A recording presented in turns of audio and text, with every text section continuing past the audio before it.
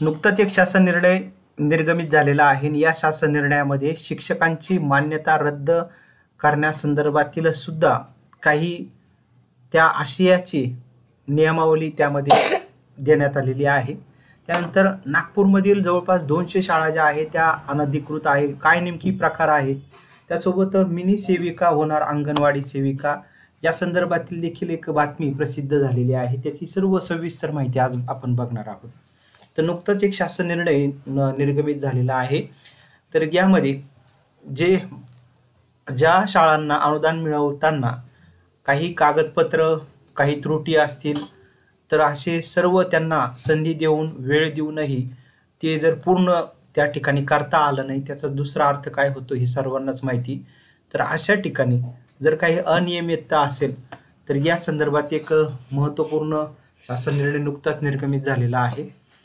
कायम ज्या पद्धतीने अंशतः अनुदानित कायम विना अनुदानित त्याच्याच आता पुढं जे एक नवीन शासन निर्णयामध्ये स्वयं अर्थसहाय्यतेचा जो शासन निर्णय आहे त्यामध्ये ही सर्व माहिती दिलेली। तर यामध्ये शिक्षक नियुक्तीत अनियमितता आढळल्यास मान्यता रद्द करण्याच्या देखील सूचना आता शिक्षण विभागामध्ये आलेल्या आहे। शालेय शिक्षण विभागाच्या क्षेत्रीय कार्यालयांना या सूचना आलेल्या आहे। मुंबईवरून सदर माहिती समोर येत आहे। शिक्षक शिक्षकेतर कर्मचाऱ्यांची भरती हा कायम वादाचा विषय ठरला आहे।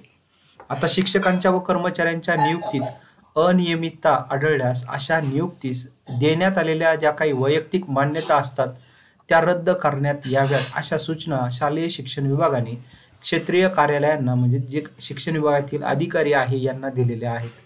त्याचबरोबर अनुदानाचे निकष पूर्ण न करणाऱ्या खाजगी विनाअनुदानित शाळांना स्वयं अर्थसहाय्यित शाळा म्हणून घोषित करण्याचा निर्णयही घेण्यात आला, जो काल आपण शासन निर्णय बघितलेला आहे। त्यामध्ये सर्व माहिती देण्यात आलेली आहे। राज्यातील खाजगी प्राथमिक माध्यमिक व उच्च माध्यमिक शाळा तुकड्या वर्ग व अतिरिक्त शाखा यांना अनुदानासाठी पात्र ठरवून 20% अनुदान मंजूर करण्याचा निर्णय राज्य मंत्रिमंडळाच्या 13 डिसेंबर 2022च्या बैठकीत घेतला। या निर्णयाच्या अंमलबजावणीत येणाऱ्या अडचणींसंदर्भात चर्चेसाठी शालेय शिक्षण मंत्री दीपकजी केसरकर यांच्या अध्यक्षतेखाली विधिमंडळाच्या हिवाळी अधिवेशनाच्या काळात नागपूर येथे विधान परिषद सदस्यांची बैठक घेण्यात आली। त्यावेळी 6 फेब्रुवारी 2023 रोजीच्या शासन निर्णयाची परिणामकारक अंमलबजावणी करण्याचे केसरकर यांनी निर्देश दिले होते। शालेय शिक्षण विभागाने शुक्रवारी एक परिपत्रक काढून शिक्षण मंत्र्यांनी दिलेल्या निर्देशानुसार कारवाई करण्याच्या सूचना क्षेत्रीय कार्यालयांना दिलेल्या आहेत। शिक्षक व शिक्षकेतर कर्मचारी नियुक्तीत वैयक्तिक मान्यता नसलेल्या प्रकरणांमध्ये नेमक्या काय त्रुटी आहे त्याचा विचार करून त्याबाबत निर्णय घ्यावा अशी देखील माहिती काल आपण जो शासन निर्णय बघितला त्यामध्ये देण्यात आलेली। तसेच अनियमित मान्यता दिलेल्या प्रकरणात काय त्रुटी आहे व त्या दुरुस्त करणे योग्य आहे का याची तपासणी करावी आणि वैयक्तिक मान्यतेत अनियमितता आढळल्यास दिलेली मान्यता रद्द करावी असे देखील कळविले आहे। त्याबरोबरच शासन निधीचा विनियोग योग्य असल्याची सक्षम प्राधिकाऱ्यांनी खातरजमा करावी। निधीचा योग्य विनियोग झाला नसल्यास संबंधित शाळांची मान्यता देखील रद्द करण्याचे निर्देश देण्यात आले आहे। राज्यातील ज्या प्राथमिक माध्यमिक उच्च माध्यमिक शाळा तुकड्या कनिष्ठ महाविद्यालय यावरील वर्ग तुकड्या अतिरिक्त शाखा अनुदानासाठी विहित पात्रता निकष पूर्ण न केल्याने त्यांना स्वयं अर्थ शाळा म्हणून घोषित करण्यात यावे अशा सूचनाही या परिपत्रकाद्वारे देण्यात आलेल्या आहेत। त्यामुळेच शिक्षण विभागामध्ये आता ज्या शिक्षकांच्या मान्यतेमध्ये अनियमितता असतील तर त्यांच्या वैयक्तिक मान्यता देखील येत्या काळामध्ये रद्द झाल्यास नवीन वाटणं काही त्यामध्ये राहणार नाही। त्यानंतर दुसरी जी माहिती ती नागपूर विभागातील जवळपास 200च्या वरती शाळा या अनधिकृत असल्यासंदर्भात माहिती आलेली आहे। आयुक्तांचे कारवाईचे आदेश देखील त्या ठिकाणी देण्यात आलेले होते। शिक्षण अधिकाऱ्यांचे त्याकडे दुर्लक्ष। नागपूर या ठिकाणावरून सदर माहिती समोर येत आहे। राज्य मंडळाव्यतिरिक्त अन्य मंडळाच्या शाळांकडे अजूनही राज्य शासनाचे वैध ना हरकत म्हणजे NOC प्रमाणपत्र व संबंधित मंडळाचे संलग्नता प्रमाणपत्र असणे अनिवार्य आहे।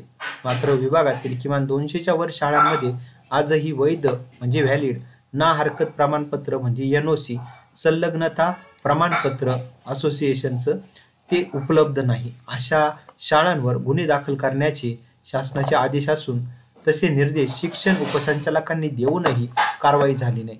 ज्या शाळांकडे राज्य शासनाचे वैध म्हणजे व्हॅलिड ना हरकत प्रमाणपत्र म्हणजे NOC व मंडळाची संलग्नता नाही अशा शाळांच्या प्रमाणपत्राची वैधता तपासण्याचे काम पूर्ण करायचे होते. याबाबतचे निर्देश शिक्षण उपसंचालकांनी शिक्षणाधिकाऱ्यांना दिले होते. त्याचबरोबर संबंधित कागदपत्रे न आढळल्यास शाळा बंद करणे, आवश्यकतेनुसार गुन्हा दाखल करणे, 7-12 वर आर्थिक बोजा चढवणे, विद्यार्थ्यांचे अन्य शाळांमध्ये समायोजन करणे आदी कार्यवाही 30 एप्रिल 2023 पर्यंत करणे अपेक्षित होते. उपसंचालक स्तरावरून तशा सूचना करण्यात आल्या होत्या, कारण शिक्षण आयुक्तांच्या निर्देशानुसार या प्रक्रियेकडे दुर्लक्ष केल्यास शिक्षणाधिकाऱ्यांवर जबाबदारी निश्चित करण्यात येणार होती. या संदर्भात गठीत केलेल्या टास्क फोर्सकडून दाखल होणाऱ्या गुन्ह्यांमध्ये संबंधित शिक्षणाधिकाऱ्यांस सहआरोपी करण्यात येईल असेही स्पष्ट केले होते. त्यानंतरही शिक्षणाधिकाऱ्यांकडून कारवाई करण्यात आली नाही. अखेरची संधी, जिल्ह्यातील शाळांची त्रिस्तरीय समिती गठीत करून सर्व शाळांची तपासणी करावी.